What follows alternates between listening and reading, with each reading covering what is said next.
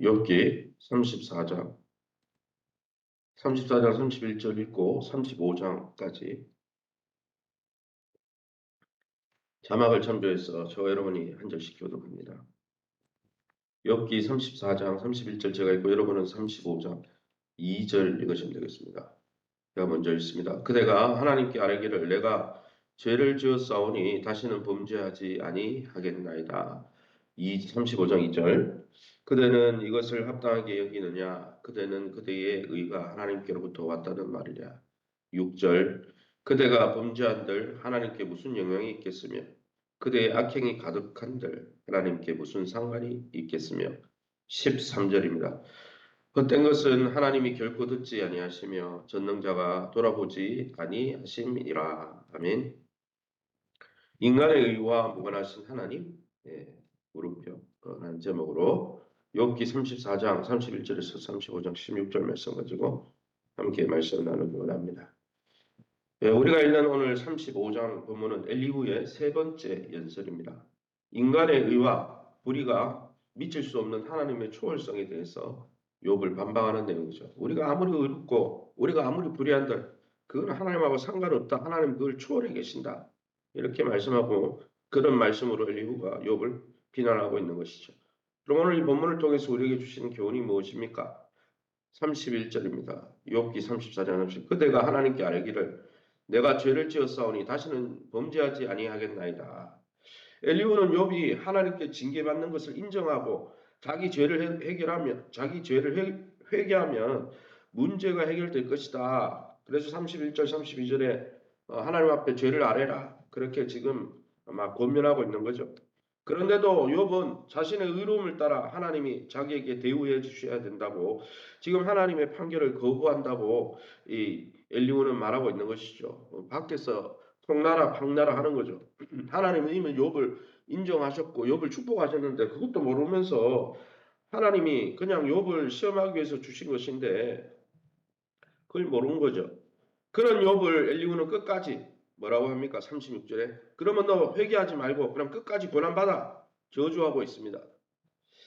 사랑하는 성도 여러분, 우리는 무엇 때문에 분노합니까? 다른 사람이 내 주장에 동의해주지 않아서는 아닙니까?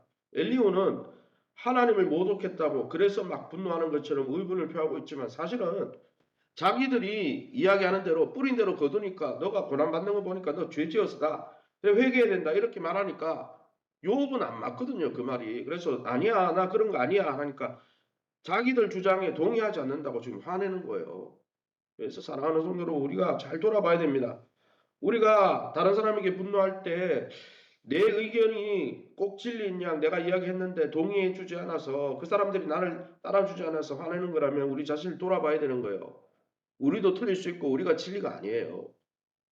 자기를 객관화해서 보시기 바랍니다. 나도 틀릴 수 있는 거예요. 35장 2절 말씀입니다. 그대는 이것을 합당하게 여기느냐? 그대는 그대의 의가 하나님께로부터 왔다는 말이냐? 엘리후는 욥이 자신을 하나님보다 의롭다고 주장하면서 지금까지 의롭게 산 것이 범죄한 것보다 나을 게 없다고 한탄하는 것에 대해서 반박합니다. 욥이 너무 힘드니까 하나님 앞에 의롭게 산 거 이게 무슨 의미가 있나? 차라리 범죄하고 하나님 없이 사는 게 낫겠다. 왜요? 너무 힘드니까 이야기하는 거예요. 의롭게 사는데도 고난이 임하니까 내가 이렇게 신앙생활하는 게 무슨 회의에 빠진 거죠. 너무 어려우면 그런 회의에 빠질 수 있는 거예요. 그 회의가 맞다는 게 아니에요. 불신이 맞다는 게 아닙니다. 그럼 그때 위로가 필요하다는 거죠. 사실 욥은 의인에게 고난을 허락하신 하나님의 이 정의에 대해서 고민하고 탄식하고 있습니다. 정의가 뭡니까? 공평한 게 정의예요. 정의란 말은 다른 말로 하면은 공이라는 뜻이거든요. 하나님은 공평하셔야 되는데 의인에게는 왜 고난을 주시고 악인은 왜 형통하게 하시나? 이게 못마땅한 거예요. 나는 열심히 사는데 하나님이 왜 나를 축복하시지 않느냐? 이런 마음이 들 때가 있잖아요, 우리도.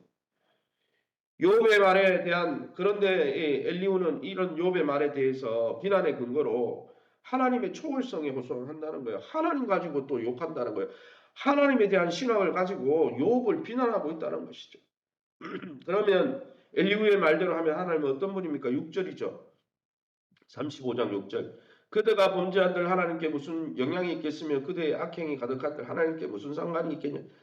네가 의로운들 하나님께 그게 무슨 영향이 있는데 이렇게 이야기하는 거죠. 욥의 의로운 그동안 삶을 하나님은 칭찬하셨는데, 하나님이 칭찬할 정도로 하나님 기뻐하셨는데 영향이 있죠. 우리가 의롭게 사는 게.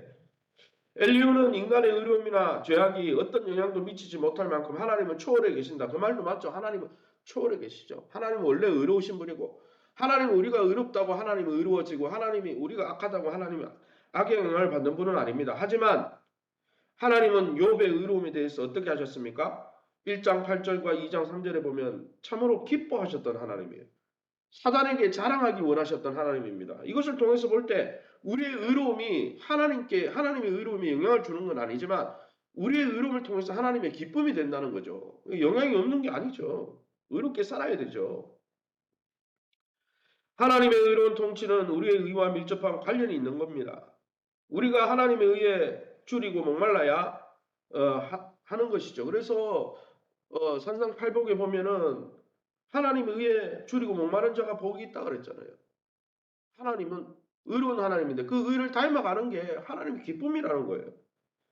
그러기에 여러분 의롭게 산 욥은 무슨 네가 의롭게 산들 얼마나 의로워서 하나님 앞에 의롭다 하느냐 이렇게 말할 게 아니에요. 하나님은 칭찬하셨어요. 그 의에 대해서 그죠? 단지 하나님의 깊은 섭리 가운데 고난이 있는 거예요. 그러면은 우리가 이해 안 되는 거 있으면 나는 이해가 안 되는구나. 나는 욥아 너의 고난이 이해가 안 돼. 너가 그렇게 의롭게 살았는데 그지? 그전에도 내가 봐도 너 참 하나님 앞에 기쁨이 되었는데 그렇게 인정해 줘야지. 고난 당하고 있다고 막 비난하면 안 되는 거예요. 13절 말씀입니다. 13절에 헛된 것은 하나님이 결코 듣지 아니하시며 전능자가 돌아보지 아니하심이라. 엘리후의 말이죠. 엘리후. 왜 이 말을 합니까? 엘리후는 하나님이 고통 중에 부르짖는 욥에 대해서 대답하지 않는 거, 너 왜 너의 기도에 대답하지 않아? 욥이 너가 교만해서 너가 가식적으로 회개하지 않고 부르짖기 때문이다. 이렇게 말하고 있다는 거예요. 그래서 어떤 것, 하나님 앞에 가식적으로 교만하게 부르짖으면 하나님은 결코 안 돌아봐. 완전히 억장이 무너지는 소리죠. 욥의 말을 좀 들어줘야 되는 거 아니에요. 그죠? 그래서 상대방이 이야기할 때 상대방 이야기를 잘 들어야 되는 거예요. 내가 이야기 한마디 하기 전에 두 번 더 들어야 되는 거예요. 두 번 더 들어야 돼요. 귀가 두 개잖아요. 두 번 더 듣고 한 번 말하는 거야. 하나님께서 우리를 이렇게 만드신 거는. 그러기에 여러분 겉으로는 억울한 학대 속에서 하나님의 도움을 부르짖는 것 같지만은 욥아 너 억울하게 하나님 앞에 부르짖고 의로운데 부르짖는 것 같지만 사실은 너 진정한 교훈과 지혜를 주시는 하나님을 너 진실이 찾고 있지 않아. 이야기하는 거예요. 너 진짜 하나님 찾고 있지 않기 때문에 하나님이 너 기도 안 들어주는 거야. 뭘 안 찾고 있어요 지금. 얼마나 힘든 가운데 지금 하나님 찾고 있는데. 그러기에 여러분 극심한 고통 중에 있는 욥의 아픔에는 이 엘리후는 자기 지혜를 자랑하면서 다른 사람의 고통에는 1도 관심이 없는 거예요. 이게 무슨 하나님의 사람이에요. 이게 무슨 욥의 친구입니까? 사랑하는 성도 여러분, 우리도 우리의 논리와 우리가 깨달은 진리를 옹호하려고 하나님의 이름을 빗대어 다른 형제를 고난당하는 형제를 교만과 죄인으로 몰아붙이고 있지는 않습니까? 욥의 친구 엘리후가 그랬다는 거예요. 자기의 짧은 지혜로 하나님이 왜 욥에게 고난을 줬는지 어떻게 우리가 이해합니까? 내가 이해한 게 진리다. 어떻게 그게 말이 맞아요? 내 인생이 얼마나 유한한데 이 우주 속에 이 털끝만도 못한데 우리가 무엇을 우주의 진리를 다 합니까? 하나님이 계시한 것 중에 그 계시한 것도 다 깨닫지 못한 우리가 어떻게 삼라만상을 움직이는 하나님의 섭리, 또 때로는 우리에게 고난을 주시는, 또 다른 사람에게 고난을 주시는 하나님의 섭리에 대해서 어떻게 다 깨달았습니까? 깨닫지 못하는 게 정상이에요. 그러면 내가 깨닫지 못한다. 너에 대한 하나님의 섭리가 있는갑다. 이 정도 하고 내가 너를 위해 기도해 줄게. 이렇게 하면 되는 거예요. 자꾸 판단하려고 하지 말고.